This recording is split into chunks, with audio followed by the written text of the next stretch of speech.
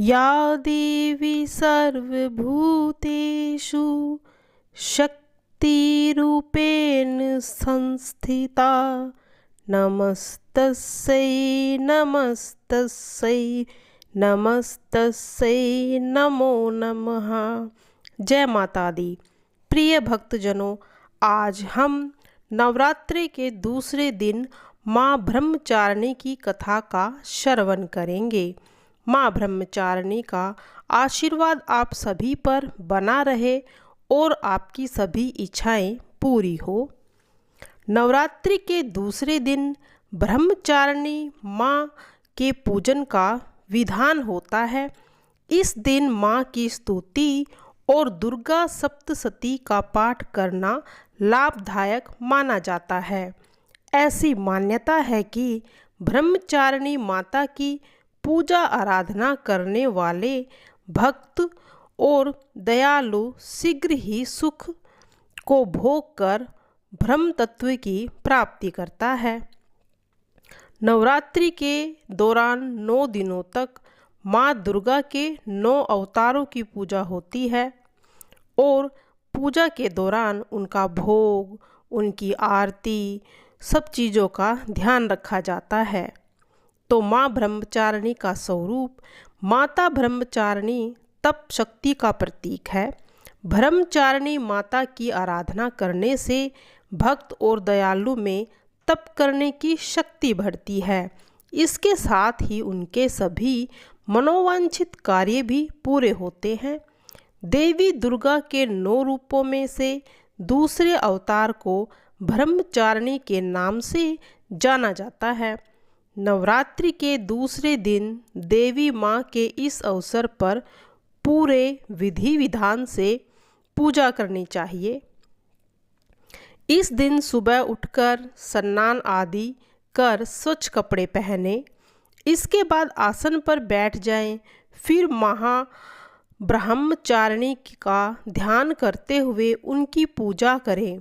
उन्हें पुष्प, फूल, अक्षत, रोली, चंदन, धूप, भोग आदि अर्पित करें। माँ ब्रह्मचारिणी को दूध, दही, घी, मधु और शक्कर से स्नान कराएं। इसके बाद माँ को जो पसंदीदा भोग होता है माँ का वो लगाएं। उन्हें पान, सुपारी और लौंग अर्पित करें। माँ के मंत्रों का जाप करें और आरती करें।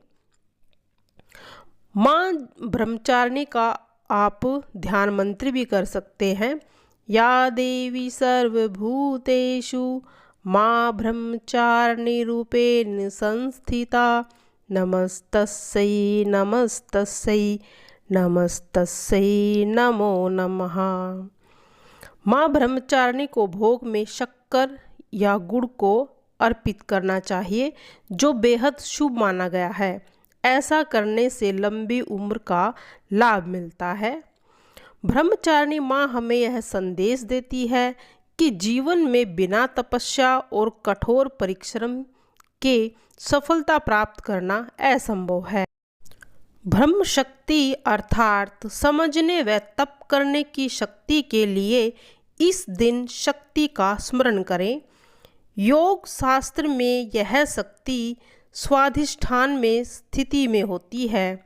इसीलिए समस्त ध्यान स्वाधिष्ठान में करने से यह शक्ति बलवान होती है एवं सर्वत्र सिद्धि और विजय की प्राप्ति होती है।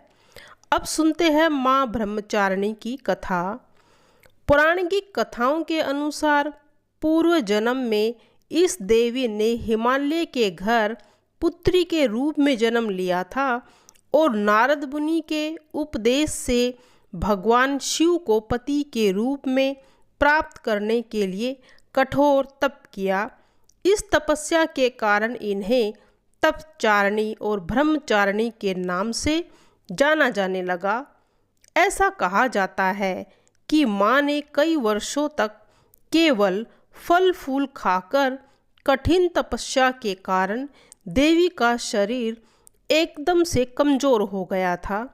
देवता, ऋषि, मुनि सभी ने ब्रह्मचारिणी की तपस्या को अभूतपूर्व बताया और सराहना करते हुए कहा कि हे देवी, आज तक किसी ने इस कठोर तरह की तपस्या कभी नहीं की। यह तुम्ही से ही संभव था। तुम्हारी मनोकामनाएं परिपूर्ण होगी और भगवान शिव तुम्हें पति के रूप में प्राप्त होंगे। अब तपस्या छोड़कर घर लौट आओ, जल्द ही तुम्हारे पिता तुम्हें बुलाने आ रहे हैं। इस तरह से ब्रह्मचारी माता ने अपनी तपस्या को पूर्ण किया और उन्हें पति के रूप में शिव की प्राप्ति हुई। भगवती माँ की महिमा के बारे में पढ़ेंगे। भगवान विष्णु के सो जाने के कारण मधु और कट्टम्ब को मारने के लिए ब्रह्मा जी ने जिनकी स्तुति की थी, उन देवी महाकाली की मैं स्तुति करता हूँ।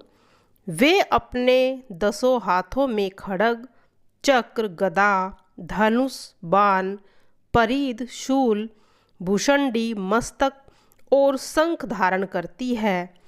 वे त्रिनेत्र वाली है। उन्होंने अपने समस्त अंगों में दिव्य आभूषण धारण कर रखे हैं। मार्कंडेय ऋषि बोले, सूर्य के पुत्र सावर्णी जो 8वें मनु कहलाते हैं, उनके पैदा होने की कथा विस्तार पूर्वक सुनाता हूँ। हे ऋषियों, उसे ध्यान से सुनो। प्राचीन काल में सौरोचिस मनवंतर के चौत्र वंश में सूरथ नाम के एक राजा थे। उनका सारी पृथ्वी पर राज्य था। वे अपनी प्रजा का औरस पुत्रों की तरह पालन पोषण करते थे। इतना होने पर भी कोला विध्वंसियों ने राजा के साथ उनकी शत्रुता हो गई। उनका कोला विध्वंसियों के साथ युद्ध शुरू हो गया। यद्यपि कोला विध्वंसी सांख्य में कम थे, फिर भी उन्हें सूरथ पर विजय प्राप्त कर ली थी। इसके बाद राजा सूरथ अपने नगर में आकर अपने देश का शासन करने लगे, परंतु कोला विध्वंसियों ने यहाँ भी राजा सूरथ पर आक्रमण कर दिया। राजा सूरथ का बुरा समय जानकर उसके दुर्मात्मा, दुष्ट और बलवान मंत्रियों ने राजा की सेना, कोष आदि पर अपना अधिकार कर लिया। अपना बुरा समझकर राजा सूरथ अकेला ही घोड़े पर बैठकर हिरण का शिकार खेलने के बहाने घने जंगल में चला गया। वहाँ पर उसे एक आश्रम दिखाई दिया, जहाँ पर जंगली पशु अपनी पारंपरिक हिंसावृत्ति को छोड़कर शांतिपूर्वक विचरण कर रहे थे। वह आश्रम मेघा मुनि का था। आश्रम में पहुंचकर राजा सूरथ ने अपने आसन पर विराजमान महर्षि मेधा को दंडवत प्रणाम किया। मुनि द्वारा उचित सत्कार पाने के कारण राजा सूरथ कुछ काल तक वहाँ इधर उधर विचरण करता हुआ आश्रम में रहने लगा। कुछ काल तक आश्रम में रहने के बाद राजा सूरथ के मन को राज्य की ममता ने आकृष्ट कर लिया। वह सोचने लगा कि जिस प्रजा का पालन मैंने पुत्रव्रत किया था तथा मेरे पूर्वज जिसे पूर्व काल से पालते आए थे, आज वह राज्य मुझसे छिन गया है और मेरे ही नौकर चाकर और मंत्री दुराचारी हो गए हैं। पता नहीं अब वे प्रजा का पालन धर्म पूर्वक करते होंगे या नहीं। मेरा श्रेष्ठ सूरवीर हाथी जो सदा मद की वर्षा करता रहता था, वह न जाने क्या क्या कष्ट उठा रहा होगा। मेरे आज्ञाकारी नौकर चाकर जो प्रतिदिन प्रसन्नता से धन और भोजन को प्राप्त किए करते थे, अब वे दूसरे राजा की आज्ञा का पालन करते होंगे। मेरे कठिन परिश्रम से भरे पूरे कोष को वे फिजूल खर्च करके खाली कर देंगे। क्या वास्तव में मेरे द्वारा संचित खजाना सचमुच नष्ट हो जाएगा? इस प्रकार और भी बातें राजा के मन को व्यथित करने लगी। इस प्रकार सोचते सोचते एक दिन आश्रम के पास राजा सूरत की भेंट एक वैश्य से हुई। राजा ने उससे पूछा, तुम कौन हो? यहाँ किस लिए आए हो? तुम्हारा मुख मलिन और शोकग्रस्त दिखाई दे रहा है, इसका कारण क्या है? वैश्य ने उत्तर दिया, मेरा नाम समाधि है। मेरा जन्म वैश्य जाति में हुआ है। धन के लोभ में पड़कर मेरे पुत्र और स्त्री ने मुझे घर से बाहर निकाल दिया। अब मैं 100 जनों से रहित दुखी होकर इन घने वन में घूम रहा हूँ। मेरे पीछे मेरे 100 जनों का क्या हाल होगा, इसकी मुझे चिंता सता रही है। पता नहीं मेरे 100 जन किस अवस्था में रह रहे होंगे। वे पवित्र जीवन बिता रहे होंगे या दुराचारी बन गए होंगे।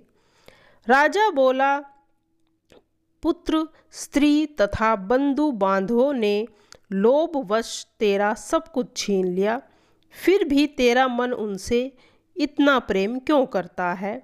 वैश्य ने उत्तर दिया, आपका कहना ठीक है, किंतु क्या करूं? मेरा मन निष्ठुर नहीं हो पाता।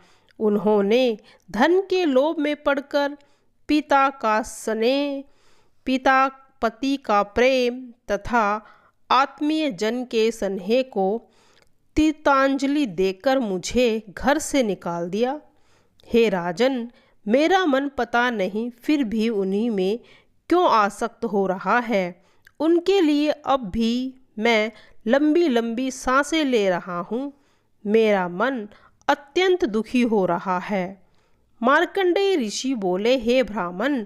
इसके पश्चात राजा सूरत और वह वैश्य दोनों महर्षि मेधा के पास गए और दंडवत प्रणाम करके बोले, महर्षि से कि भगवान, मैं आपसे एक बात पूछना चाहता हूँ, उसे बताइए। मेरा मन मेरे वश में नहीं है। यह बात मेरे मन को आनंदित कर रही है। मेरा राज्य मेरे हाथों से निकल गया, फिर भी मेरी ममता राज्य के बारे में बनी हुई है। इधर इस वैश्य को भी पुत्र, स्त्री तथा संबंधियों ने अपमानित करके घर से निकाल दिया। यद्यपि इसके संबंधियों ने त्याग दिया, फिर भी इसका मन उनमें ही रमा रहता है। इस प्रकार हम दोनों अत्यंत दुखी हैं। हे ऋषिवर, उन लोगों के अवगुणों को देखकर भी हम दोनों के मन में उनके लिए ममता उमड़ रही है। हमें इस बात का ज्ञान होते हुए भी ऐसा क्यों है? अज्ञानी मनुष्यों की तरह हम दोनों में यह मूढ़ता क्यों?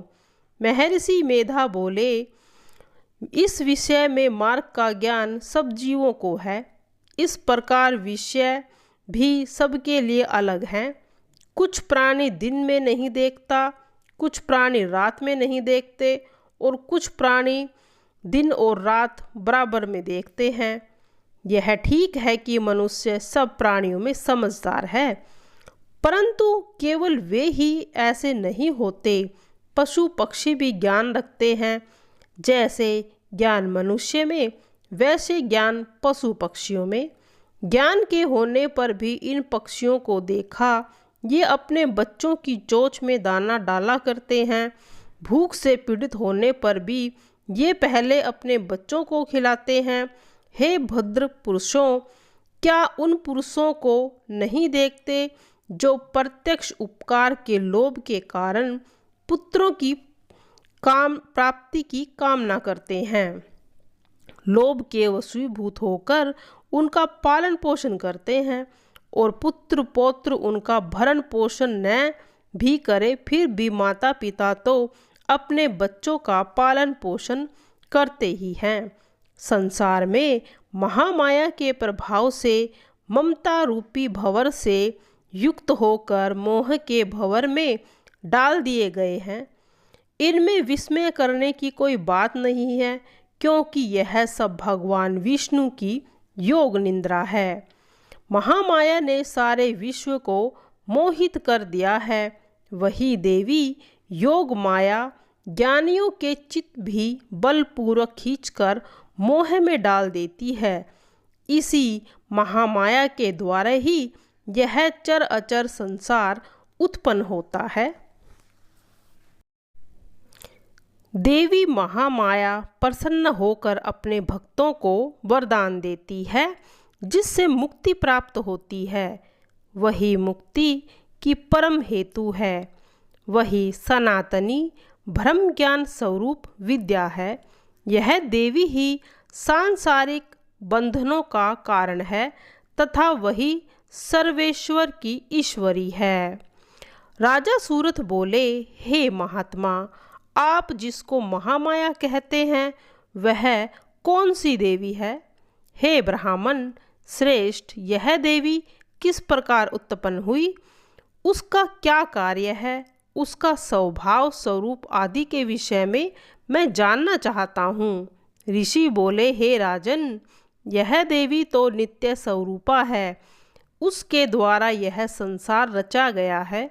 फिर भी उसकी उत्पत्ति अनेक प्रकार से होती है। वह सब में मैं तुम्हें बताता हूँ। वह देवताओं का कार्य सिद्ध करने के लिए प्रकट होती है। एक बार संसार को जलमग्न करके जब भगवान विष्णु योग निद्रा का आश्रय लेकर शेष शैया पर सो रहे थे, तब मधुकैटम नाम के 2 प्रसिद्ध राक्षस उनके कानों के मैल से प्रकट हुए और ब्रह्मा जी को मारने दौड़े। ब्रह्मा जी विष्णु जी की नाभि कमल में जा छिपे। ब्रह्मा जी ने भगवान विष्णु को सोया हुआ देखकर हृदय को एकाग्र करके इस योग निद्रा की स्तुति की। यह स्तुति भगवान विष्णु को जगाने हेतु की गई थी। उस समय भगवान विष्णु के नेत्रों में योग निद्रा देवी ने निवास कर रखा था। योग निद्रा देवी भगवान विष्णु की अतुल तेज वाली अनुपम शक्ति है। ब्रह्मा जी बोले, हे महामाया, तुम ही स्वाहा हो, सौधा हो, तुम ही वशकार हो। हे देवी, तुम ही अमृत हो।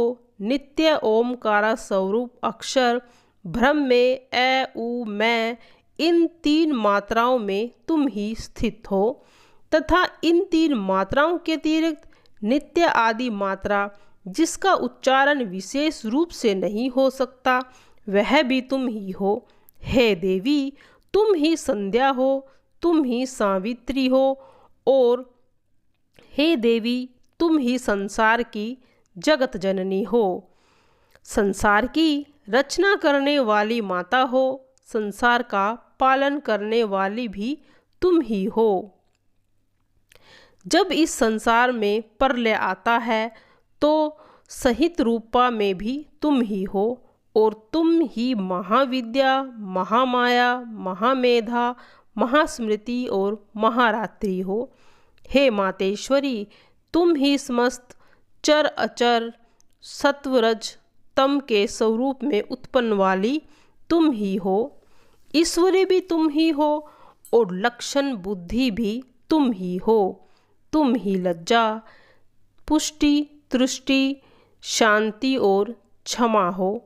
खड्ग धारणी, त्रिशूल धारणी, गदा और चक्र को धारण करने वाली, हे देवी, पर और अपर में श्रेष्ठ तुम ही हो। तुम ही परमेश्वरी हो। मैं आपकी किस तरह से प्रार्थना करूं, जो इस संसार की रचना, पालन और संहार करता है? ऐसी अवस्था में तुम्हारी स्तुति कौन कर सकता है? फिर तुम्हारी स्तुति, हे देवी, मुझे भगवान विष्णु को एवं भगवान महादेव को भी तुमने शरीर प्रदान किया है। इसी कारण आपकी स्तुति करने की शक्ति किस में हो सकती है? हे देवी, तुम अपने उदार प्रभावों के द्वारा ही स्वयं प्रशंसित हो। हे देवी, ये मधुब और कटम दोनों दुष्ट राक्षस हैं। इन्हें मोहित करके तथा संसार के पालक भगवान विष्णु को शीघ्र ही जगा दो। इसके साथ साथ श्री विष्णु जी के हृदय में इन दोनों को मार डालने की बुद्धि पैदा करो। ऋषि बोले, इस प्रकार जब ब्रह्मा जी ने मधु और कटम असुरों का संहार करने के लिए तथा भगवान विष्णु को जगाने के लिए देवी से प्रार्थना की थी, तो उसी समय भगवान विष्णु ने नयन, मुख, नाक, भुजा, हृदय और वक्ष स्थल से निकलकर अव्यक्त जन्मा श्री ब्रह्मा जी के आगे योग माया उपस्थित हो गई तथा भगवान विष्णु भी उस योग निद्रा से जाग गए। भगवान विष्णु ने उन दोनों राक्षसों को देखा जो क्रोध से लाल आंखें किए ब्रह्मा जी को खा जाने का प्रयत्न कर रहे थे। उसी समय भगवान विष्णु ने शेष शैया से उठकर उन दोनों राक्षसों से युद्ध किया। उन्होंने उन दोनों राक्षसों से 5000 वर्षों तक केवल युद्ध किया। वे दोनों राक्षस मधु और कटम अत्यंत बलशाली के कारण उन्मत्त हो रहे थे। इधर महामाया ने भी इन्हें मोह में डाल रखा था। वे दोनों राक्षस श्री हरि से कहने लगे, तुम हमारी वीरता से संतुष्ट हैं, तुम हमसे कोई भी वर मांग लो। श्री हरि बोले, यदि तुम दोनों मुझसे प्रसन्न हो तो मेरे हाथों से मारे जाओ। बस इतना सा ही मैं तुमसे वर मांगता हूँ, यहाँ दूसरे किसी वर से क्या लेना। ऋषि ने कहा। इस प्रकार धोखे में आ जाने पर जब भगवान श्री हरि ने उन दोनों से यह वरदान ले लिया, तो वे दोनों राक्षस श्री हरि के से कहने लगे कि हमें सब जगह जल ही जल दिखाई देता है, इसीलिए हमारा वध उस स्थान पर कीजिए जहाँ पृथ्वी पर पानी ना हो। ऋषि मेधा ने कहा, तथा अस्तु, ऐसे ही होगा कहकर शंख चक्र गदाधारी भगवान ने उन दोनों के सिर अपनी जंघाओं पर रखकर चक्र से काट डाले। इस प्रकार यह महामाया देवी श्री ब्रह्मा जी के प्रार्थना पर स्वयं उत्पन्न हुई। अब सुनिए प्रिय भक्तजनों, माँ ब्रह्मचारिणी की आरती। जय अम्बे ब्रह्मचारिणी माता, जय चतुरानन प्रिय सुखदाता। ब्रह्मा जी के मन को भाती, ज्ञान सभी को सिखलाती।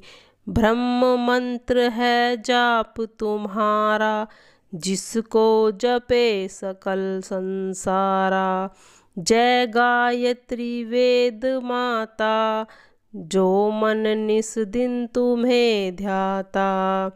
कमी न कोई रघे पाए, कोई भी दुख सहन न पाए। जिसकी विरती रहे ठिकाने, जो तेरी महिमा को जाने। रुद्राक्ष की माला लेकर, जपे जो मंत्र श्रद्धा देकर। आलस छोड़ करे गुण गाना, माँ तुम सबको सुख पहुँचाना। ब्रह्मचारिणी तेरो नाम, पूरन करो सबके सारे काम। भगतन तेरे चरणों का पुजारी, रखना लाज हमारी महतारी। जय जय जय माँ ब्रह्मचारिणी, जय माँ ब्रह्मचारिणी।